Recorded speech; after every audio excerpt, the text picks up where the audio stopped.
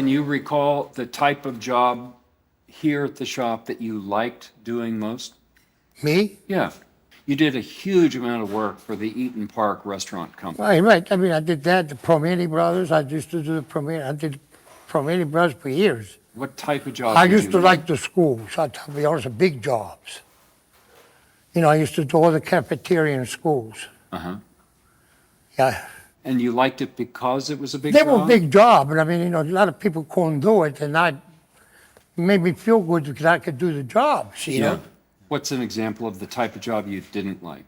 I mean, people say it's tough, but it ain't tough. You know what I mean? If you know what you're doing and you know how to read drawings, you know, and you got a brain and two hands, you could do anything, I guess, you know?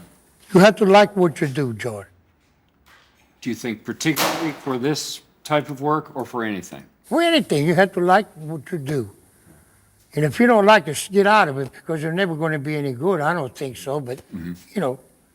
Why do you think you were so good at this work? What trait that you have? Because I put my mind to it. That's what I wanted to do. You know what I mean? I want.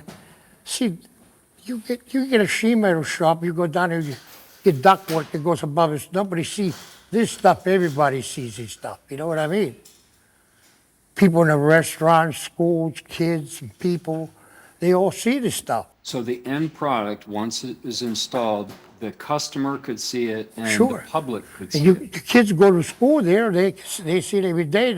The parents go there. They see it. So that was sort of a source of pride that when the product went out Yeah. the door, it was going to be visible. Some of these big jobs and big condos and stuff like that, nobody, I mean, you know, you were proud to make something like that. Nobody could make it, something like that. You know what I mean? So the product was visible Yeah. and it took some real skill. Yeah, it took a little skill, yeah. Yeah, and not just anybody could do it.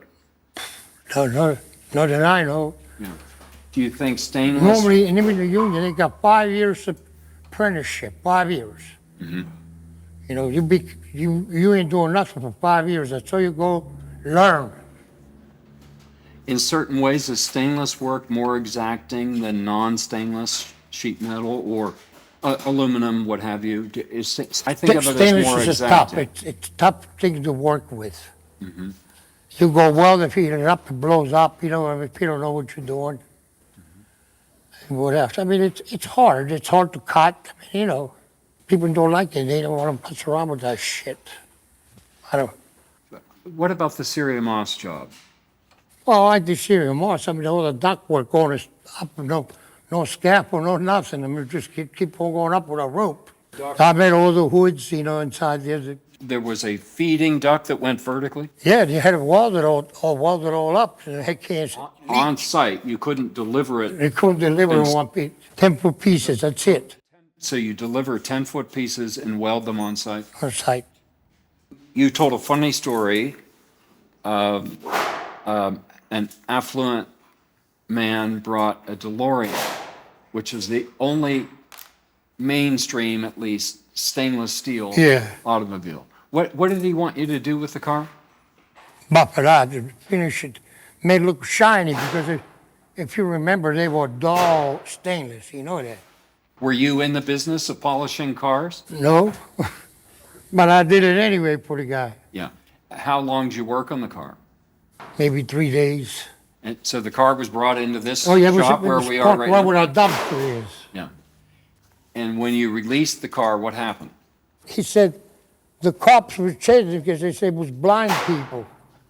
It was too shiny.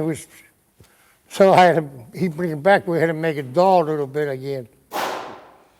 Yeah.